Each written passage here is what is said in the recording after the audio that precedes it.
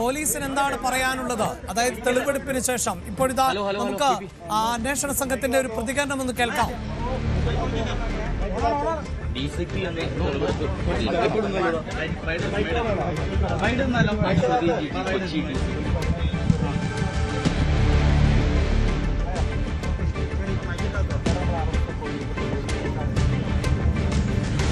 നമ്മൾ പ്രതിനെ ഇന്നലെ കസ്റ്റഡിയിൽ എടുത്തതാണ്. അപ്പൊ ഇന്ന് നമ്മൾ റിമാൻഡ് ചെയ്യും.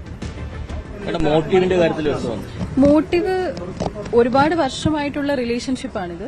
അപ്പൊ ആ റിലേഷൻഷിപ്പ് പ്രതിയുടെ ഫാമിലി ബന്ധത്തിനെ അഫക്ട് ചെയ്യും എന്നുള്ള നിലയ്ക്ക് വന്നപ്പം ഇദ്ദേഹം ഒഴിവാക്കാൻ ശ്രമിച്ചതാണ്. ഒഴിവാക്കി ചെയ്തു.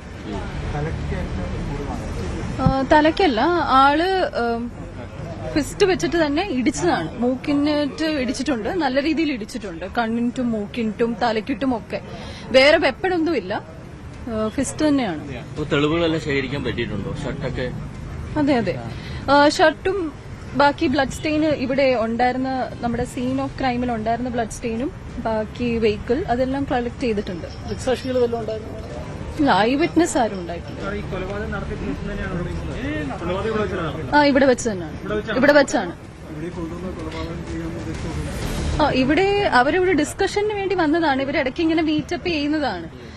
വൺസ് ഇൻ 2-3 months ഇവര് മീറ്റ് ചെയ്യുന്നതാണ്. അപ്പൊ അതിന്റെ ഭാഗമായി വന്നതാണ്. ആ ആർഗ്യുമെന്റ്സ്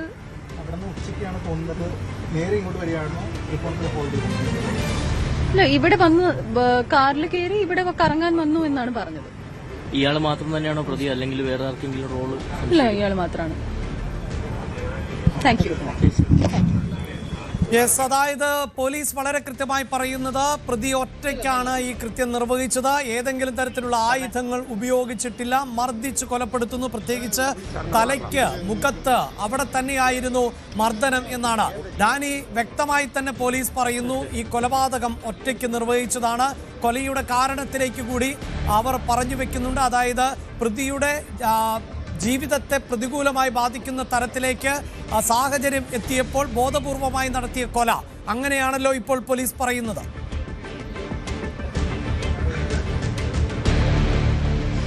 അഭിലാഷ, അത് തന്നെയാണ്. കാരണം ബോധപൂർവമായി നടത്തിയ കൊല എന്ന് പറയുമ്പോൾ പോലും ഇന്നിപ്പോൾ DCP അശ്വതി ജിജു പറയുന്ന ഒരു കാര്യമുണ്ട്. അതിൽ കുടുംബത്തെ ബാധിക്കുമെന്ന രീതിയിലേക്കെല്ലാം തന്നെ കാര്യങ്ങൾ വരുമ്പോൾ പോലും ഇന്നലെ അത് ഇവിടേക്ക് വിളിച്ചു കൊണ്ടുവരുമ്പോൾ പോലും കൊല നടത്തണം എന്ന രീതിയിലേക്ക് ഒരു ഉദ്ദേശത്തോടുകൂടി എത്തിയതല്ല. പക്ഷേ ഇന്നലെ വാക്ക് തർക്കം മുറുകുമ്പോൾ തന്നെയാണ് ഈ രീതിയിലേക്ക് അത് കൊലപാതകത്തിൽ ചെന്ന് അവസാനിക്കുകയായിരുന്നു. പക്ഷേ ഇയാൾക്ക് ഇങ്ങനെയൊരു മോട്ടീവ് ഉണ്ടായിരുന്നു.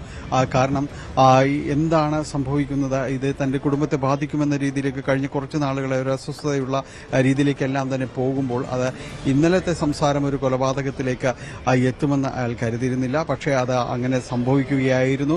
കയ്യിൽ ആയുധങ്ങളോ മറ്റൊന്നും തന്നെ കരുതിയിരുന്നില്ല. കൈകൊണ്ട് ഇടിച്ച് അവരുടെ മുഖത്ത് സാരമായ രീതിയിൽ തന്നെ പരിക്ക് വരുത്തുകയും ചെയ്തിരുന്നതിന് ശേഷമാണ് ഈ രീതിയിലേക്ക് എത്തുകയും എല്ലാം തന്നെ ചെയ്യുന്നത്. ഏതായാലും ഇപ്പോൾ പോലീസിന്റെ ഒരു നടപടിക്രമങ്ങളടക്കം ഏതാണ്ട് പൂർത്തിയായിരിക്കുന്നു. പോലീസ് സംഘം അശ്വതി ജിജി, DCPയും മറ്റ് ACP അടക്കമുള്ള സംഘം ഇപ്പോൾ ചർച്ച നടത്തിക്കൊണ്ടിരിക്കുകയാണ്. അതിനുശേഷം വൈകാതെ തന്നെ ഇവിടെ നിന്ന് പ്രതിയെ ഇവിടെ നിന്ന് കൊണ്ടുപോവുകയും ചെയ്യുന്നു.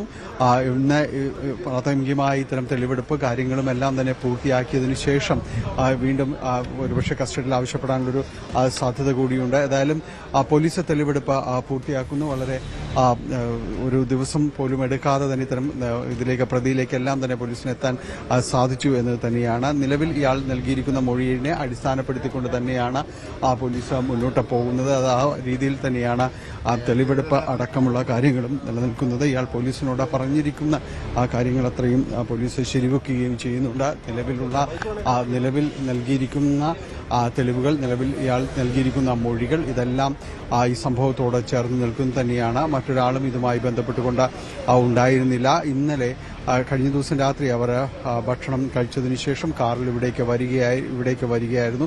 ഈ സ്ഥലത്ത് ഇവർ ഇതിനു മുൻപും പലതവണ വന്നിട്ടുണ്ട്. മാസത്തിൽ 2-3 തവണയെല്ലാം ഇവരുടെ ഒരു മീറ്റപ്പുകൾ ഉണ്ടാകാറുണ്ട്.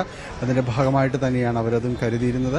പക്ഷേ ചില തർക്കങ്ങൾ ഉണ്ടായിരുന്നു. അത് പറഞ്ഞ് സംസാരിക്കാമെന്ന രീതിയിലേക്കാണ് ഇവിടേക്ക് വന്നത്. പക്ഷേ ആ സംസാരം അത് കൈവിട്ടു പോവുകയായിരുന്നു. വലിയ തർക്കത്തിലേക്കടക്കം നീങ്ങുകയായിരുന്നു. ഇതിനുശേഷമാണ് ഈ മർദ്ദനത്തിലേക്ക് നീങ്ങുന്നത്. ഈ മർദ്ദനത്തിന് ഇതിനിടയിൽ ഇവർക്ക് സാരമായ പരിക്ക് പറ്റുന്നു. ദേഷ്യം നിയന്ത്രിക്കാൻ കഴിയാതെ വീണ്ടും വലിയ രീതിയിലേക്ക് ഈ മർദ്ദനവും കാര്യങ്ങളും എല്ലാം പോകുന്നതോടുകൂടിയാണ് ഇയാൾ ഈ സ്ത്രീ അവരുടെ ജീവൻ നഷ്ടമാകുന്നത്. ഏതായാലും അത് പിന്നീട് ഈ ശരീരം മറവ് ചെയ്യുക അല്ലെങ്കിൽ മറ്റൊരു രീതിയിലേക്ക് മാറ്റുക, അതൊരു കൊലപാതകം അതിനെ വഴിമാറ്റി വിട്ടുകൊണ്ട് ഈ റെയിൽവേ ട്രാക്കിലേക്ക് അവരുടെ മൃതദേഹം ഉപേക്ഷിച്ച് ആത്മഹത്യയിലേക്ക് എന്ന രീതിയിലേക്ക് അങ്ങനെ ഒരു ഇമേജ് ഉണ്ടാക്കുക എന്നതായിരുന്നു പിന്നെ അതിനെക്കുറിച്ച് ആലോചിച്ചിരുന്നത്. ഇതിന്റെ ഭാഗമായിട്ടാണ് ഈ റെയിൽവേ ട്രാക്കിൽ അവരുടെ മൃതദേഹം ഉപേക്ഷിക്കുകയും ചെയ്തത്. പക്ഷെ അവിടെയാണ് ഈ ഷാജിയുടെ കണക്കുകൂട്ടലുകൾ തെറ്റുന്നത്. അത് ട്രെയിൻ വരാത്ത ട്രാക്കിലേക്ക് മൃതദേഹം തള്ളിയിടുകയും പിന്നീട് ഇത് ലോക്കോ പൈലറ്റിന്റെ ശ്രദ്ധയിൽപ്പെടുകയും പോലീസിനെ വിവരം അറിയിക്കുകയുമായിരുന്നു. പക്ഷേ വളരെ പെട്ടെന്ന് ഈ കൊലപാതകയിലേക്ക് അടക്കം എത്താനായിട്ട് പോലീസിന് സാധ്യമാകുകയും ചെയ്തിരുന്നു. ഇവർക്ക് ഒരു ആത്മഹത്യ ഒരു പ്രവണത എന്ന രീതിയിലേക്ക് പലരോടും ഇവർ സംസാരിക്കുന്നതെല്ലാം തന്നെ ഇയാൾക്ക് അറിയാമായിരുന്നു. അതുകൊണ്ട് തന്നെ ഒരുപക്ഷെ ഇവരുടെ കുടുംബം പോലും ഇങ്ങനെ മൃതദേഹം കാണപ്പെടുമ്പോൾ അങ്ങനെ ഒരു ആത്മഹത്യ ചെയ്ത നിലയിലെല്ലാം തന്നെ ഒരു പ്രാഥമികമായി കാണപ്പെടുന്ന രീതിയിൽ തന്നെ അവർ വിശ്വസിച്ച് പോകുമെന്നതെല്ലാം തന്നെ ഇയാൾക്ക് ഒരു ബോധ്യമുണ്ടായിരുന്നത് കൊണ്ട് തന്നെയാണ് ആ രീതിയിലേക്ക് മാറ്റാനായിട്ട് ശ്രമിച്ചത് എന്നതാണ് പോലീസിനോട് പറഞ്ഞിരിക്കുന്നത്. പക്ഷേ അത് അവിടെയാണ് കണക്കുകൂട്ടൽ തെറ്റുന്നതും കൊലപാതകമെന്നത് പോലീസിന്റെ ആദ്യ പരിശോധനയിൽ തന്നെ മനസ്സിലാകുന്നതും വളരെ പെട്ടെന്ന് തന്നെ കൊലപാതകയിലേക്കെല്ലാം തന്നെ അന്വേഷണം എത്താൻ കഴിയുകയും ചെയ്തിരിക്കുന്നത്. ഇനിയിപ്പോൾ നടപടികൾ പൂർത്തിയാക്കുന്നു, തെളിവെടുപ്പ് അടക്കമുള്ള കാര്യങ്ങൾ പരിശോധനയിൽ തന്നെ ഈ സുധയുടേത് ഒരു കൊലപാതകം എന്ന് വ്യക്തമാകുന്നു. അങ്ങനെ കൊലപാതകമെന്ന് വ്യക്തമായതോടുകൂടി പ്രതിയിലേക്ക് വളരെ പെട്ടെന്ന് എത്താൻ സാധിക്കുന്നു.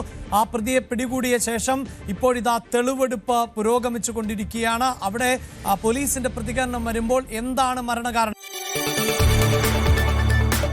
കൂടുതൽ വാർത്തകൾക്ക് news 18 Keralam YouTube channel subscribe ചെയ്യുക.